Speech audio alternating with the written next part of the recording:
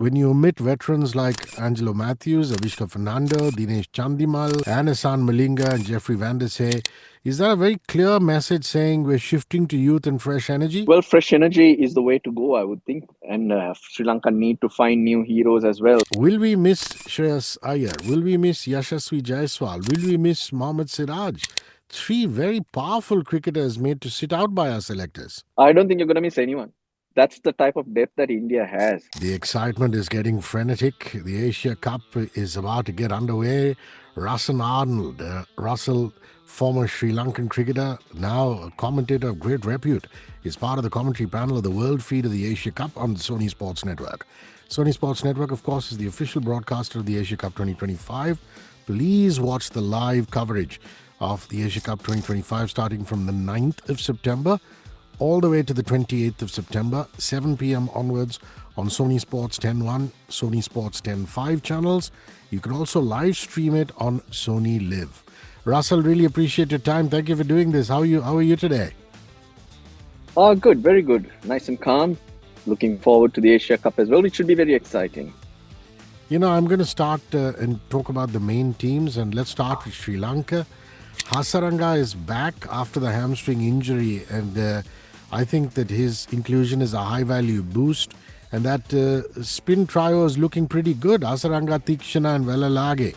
I'd like your comment on that potent spin force. I think it's very good. If the conditions allow, that's the only time I think Velalage will fit in. But otherwise, having Hasaranga and Tikshana in any conditions is a handful. They work well together. They allow Sri Lanka's bowling attack to do what they feel like. They got Chamira, and they're one of the slingers to make it more dangerous as well. And allows Asalanka to use Tikshana in the power play as a wicket-taking option too. So that's exciting. If not, the attack becomes a little predictable. So Hasaranga coming in is going to be a massive boost in whatever balance that Sri Lanka goes in with. I'd also like to say that I'd like to see Hasaranga scoring some runs, really contributing and actually living up to that all-rounder tag. Correct. Very well said. And really, a lot of teams, Russell, are using this as a prelude to the World Cup. And I want to ask you, when you omit veterans like Angelo Matthews, Avishka Fernando, Dinesh Chandimal, Anasan Malinga and Jeffrey Van der Say, is that a very clear message saying we're shifting to youth and fresh energy? Well, fresh energy is the way to go, I would think. And Sri Lanka need to find new heroes as well. I think there's quality as well. The seniors, as good as they may be, you've got to admit they're a little bit slower on the field, and you need those type of things to go forward. But if it comes to how these players are performing, I think Sri Lanka have gone the right way, and I think they've got the right stock of players in the mix to work with. In the hunt for a number 4, and hopefully one of the younger players who they brought in cements that place. You know, as a former player, you're not going to be very happy with the Sri Lanka fielding.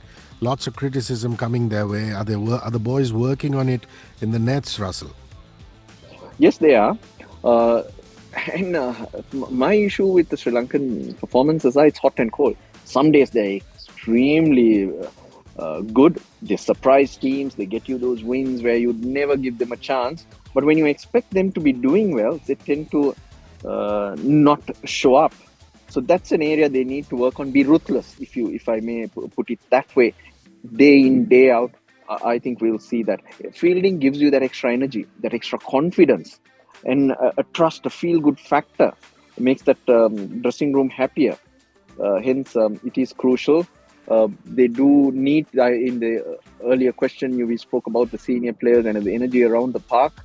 Hence, the younger players will give that to you. And I'm hoping that that energy will be seen. There has been a lot of work put in behind the scenes by bringing in consultants. So players hear different voices and different messages, and certain words might actually make you tick. So they've been working on those in areas like power hitting and fielding as well. Russell, they packed the squad with batters. I have a lot of love for Asalanka, Nisanka, Kushal Mendes, Kushal Pereira, Nuanindu Ferrando, Kamindu Mendes, Kamil Mishara, all these boys. But that middle order is inconsistent. What are your thoughts about that? That's what I think they'll need to get better at. I think with Dasun Shanaka and now coming to Mendes at 6 and 7, they've been performing really well. The power hitting side of things, they're able to find the boundary, score quickly. That confidence will flow into the top order as well. Top order as well for Sri Lanka. I mean, Pathum Nissanka and Kusal Mendes have been extremely consistent. I think they're a couple of the batters amongst the leading run scorers at the top order at the moment. So now that they can trust that middle order, I think there'll be less nerves. I think they'll play their game better, play their cards better, because players are getting more familiar in their roles and you're able to trust them. So then it starts working like a well-oiled machine. So with that area where Sri Lanka suddenly would feel, okay, last 5 overs, you need 60 runs. We don't have the players to do it, so we need to take risks early. Those type of things go out of the window and you work smoother. So that's what I'm looking forward to in this Asia Cup. Let's move to Bangladesh. I mean, here's a squad that beat you guys, beat Pakistan. Liton Das is obviously going to walk out with a little bit of a puffed chest. And, that's always good for a team. The captain and wicketkeeper doing well. You think Liton and Mustafizur are the key for the Bangla boys? I think they are. Liton as the captain, he brings a lot of value. He's a quality player. He's got time. And again, one of those players from around the world who really hasn't lived up to potential yet. But now with the responsibility of captaincy, he will start firing Mustafizur all the time.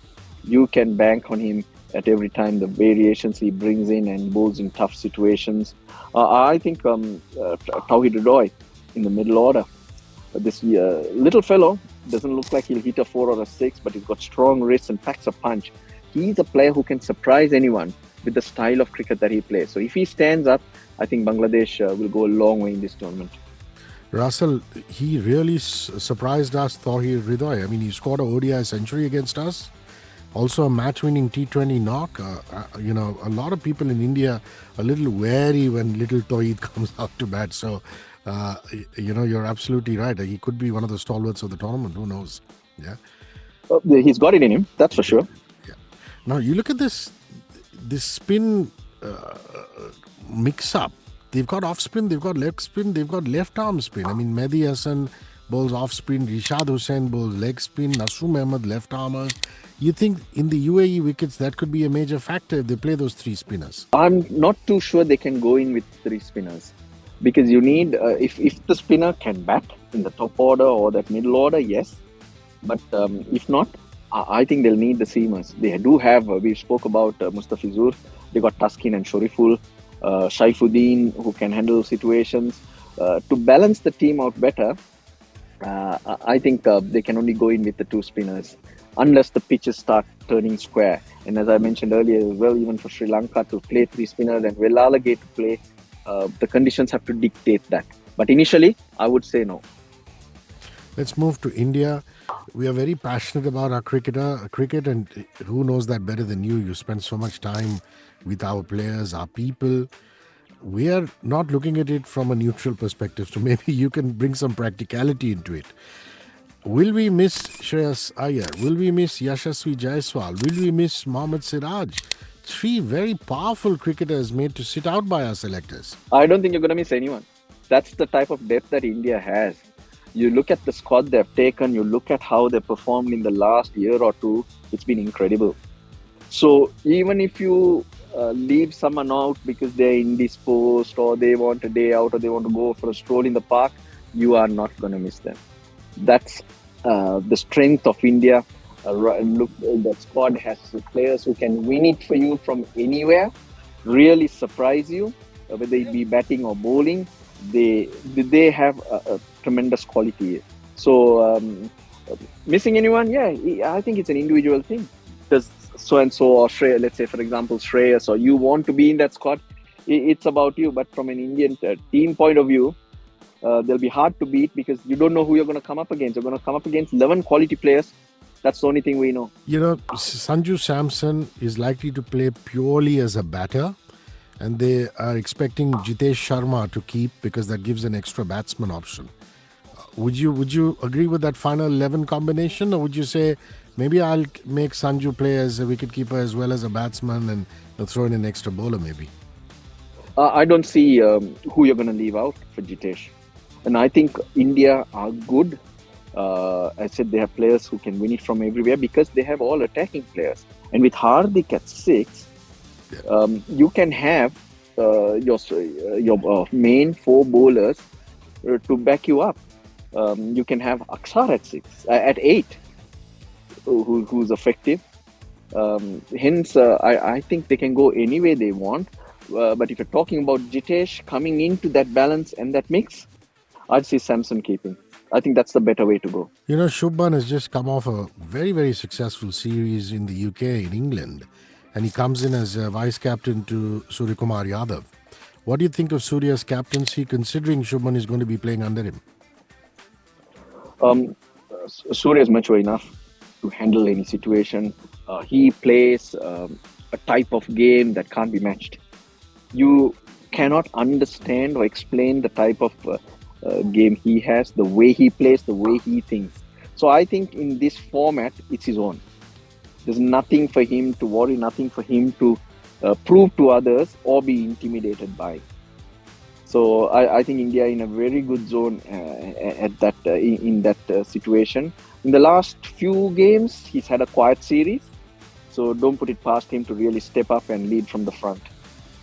Russell, we're also worried that this is a young team. Can they take the India Park pressure? Because they haven't played that many India Park games. Because a lot of the old boys went out recently. That's the tricky thing here. Will you freeze? Because all eyes are on that game. And your fans have so much expectation, and we know how they can turn on you as well for a simple mistake. Now, will that get to the players? So I think this will be a test, really. How players handle pressure. This is a different kind of pressure, and it can tell on you. From the last time India played Pakistan, there are lots of things that are different even here. So I think managing headspace is going to be really crucial. Russell, the Australians and the Englishmen always say that in the subcontinent, it's very rare that we drop our stars. And since we're moving to Pakistan, the first question has got to be that. It's very bold that the Pakistani selectors have left out Babar, left out Rizwan. Your comments? I think they need to be bold. I think we need to. Babar and Rizwan have held that team together. They have scored runs, but have they scored impact runs? That's what Pakistan are looking at. So I think they're now trying to view the game in the way it should be. And they're trying to find those impact players who can win you games. Not be consistent, but not get you the runs that your bowlers can defend. Yes, they have an exciting bowling lineup they've always had. But still, you need runs and that cushion to work with. They haven't had that. That's why they haven't really dominated the world scene.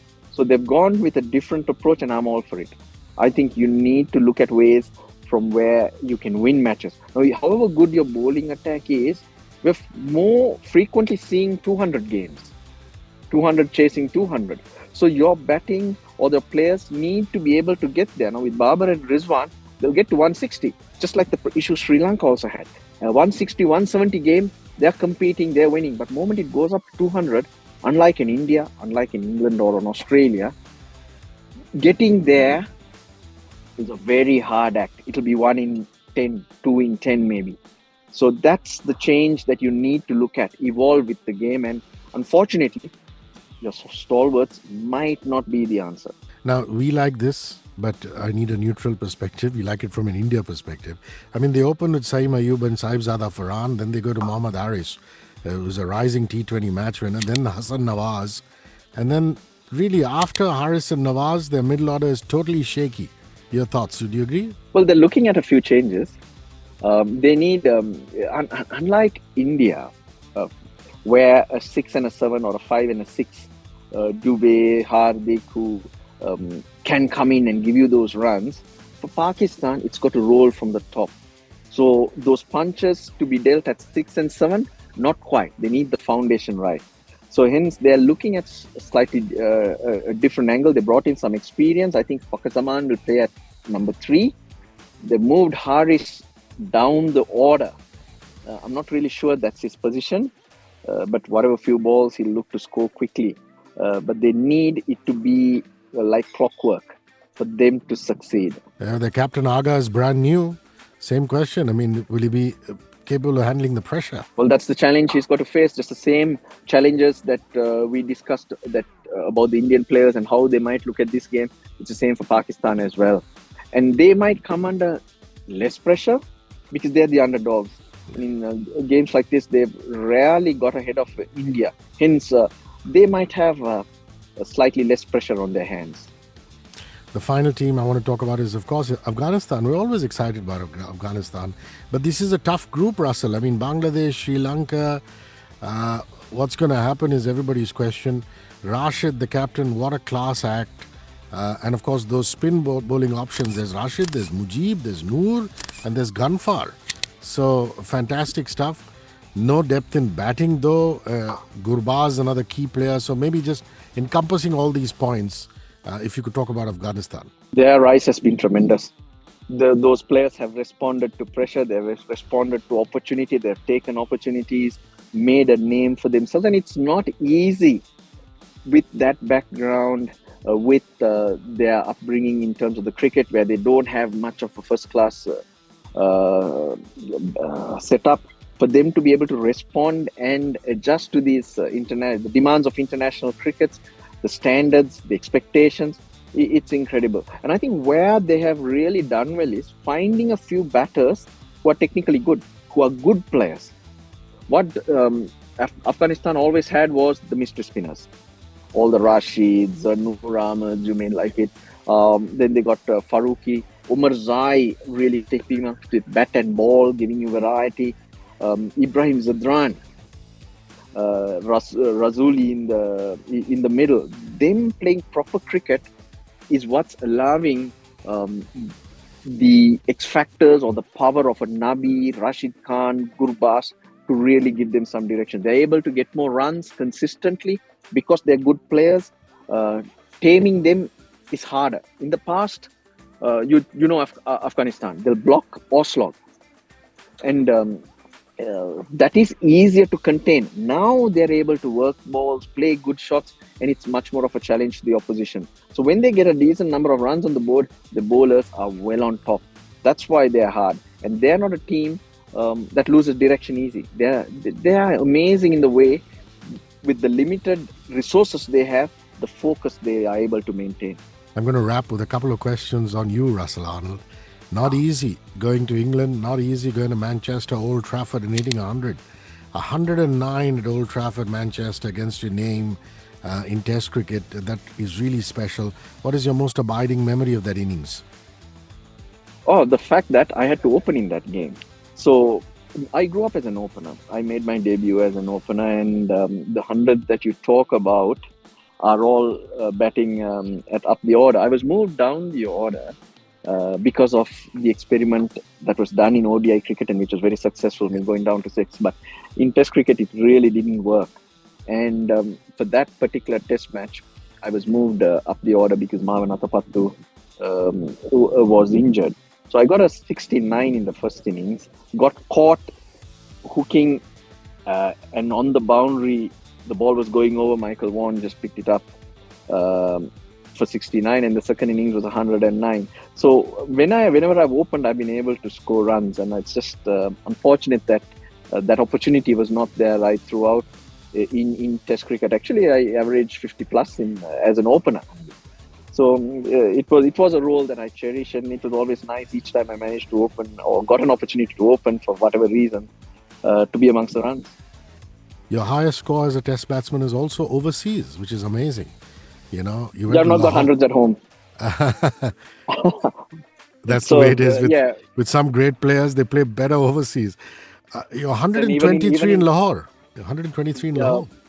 Again, opening the batting against a very good Pakistan bowling lineup, and in the second innings, I think I was 80 odd not out, and it was a fabulous challenge. Always fun playing against the Pakistani bowling attack, who were tremendous in those days. You had Wazims, Wakars, Shoaibs running at you.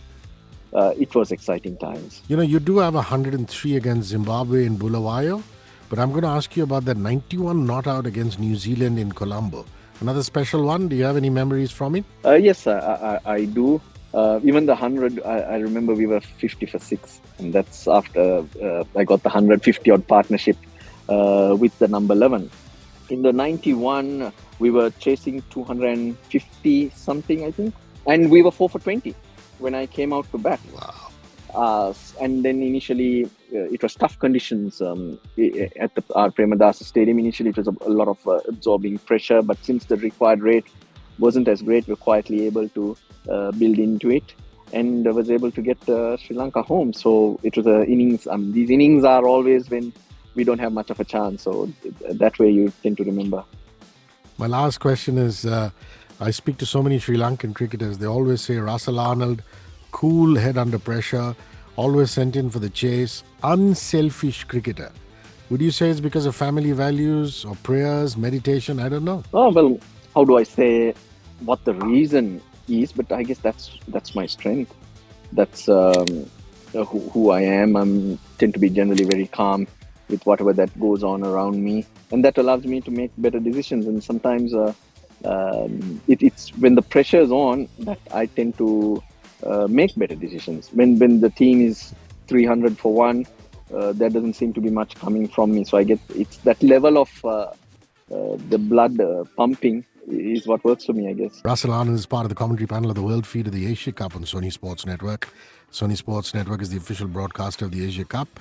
Watch the live coverage 9 September to 28 September, 7 p.m. onwards. Sony Sports 10.1, Sony Sports 10.5, live stream it on Sony Live. Russel, I really appreciate your time and look forward to your commentary in this series and maybe see you in person soon in India. Thank you.